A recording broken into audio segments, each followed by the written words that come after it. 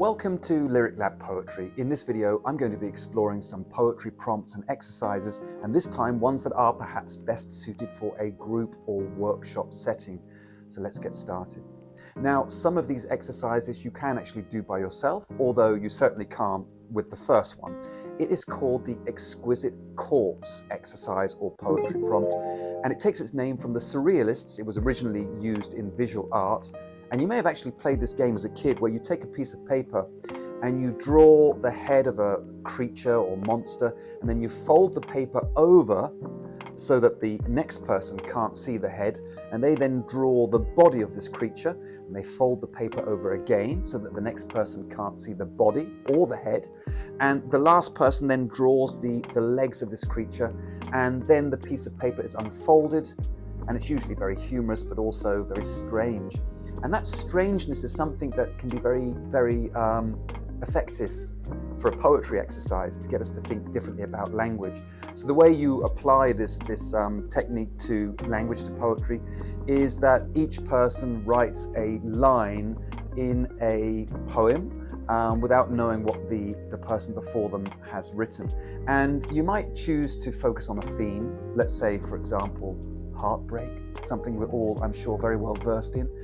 And it's a good rule, I think, not to allow the participants to use the word love or heart or heartbreak in that exercise, but instead focus on a very concrete image or idea that somehow relates the experience of heartbreak. So after you are gone, your lipstick on the empty coffee cup, for example. Not particularly good or original, but anyway, there you are. I'm sure you can do much better. And then the piece of paper is folded over and then passed on to the next participant, and then unfolded and read aloud.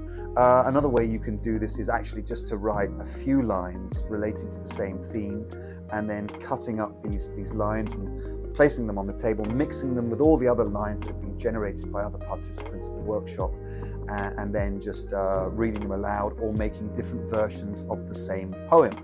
So that is the Exquisite Corpse exercise. Really good fun to kick off a generative poetry workshop with. And the next one actually gets us exploring other poets' work as well, and it's useful for that reason too. What we're going to do is something called the cento exercise, or this is a cento collage exercise. A cento is a poem that's made up of lines from other poets' poems and put together in a way that makes a new poem. So I could, for example, take lines from Shakespeare's sonnets to make a new sonnet if I wanted to. And again, it's good, I think, to explore a thematic element, not always, but sometimes it's a good starting point.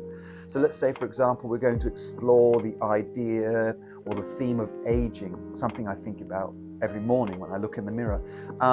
And you're going to go and find, or each of the participants is going to go and find a poem or lines from a poem that capture something about I don't know, I'm thinking of Philip Larkin's poem Skin, obedient daily dress, something like that. And then again, we're going to put those lines together, maybe by consensus, or we could share the lines that everyone had generated, and for each participant to then put those lines in the order they think is best, and then you'll have kind of different versions of the same poem. And the next one is another collage exercise, very, very good.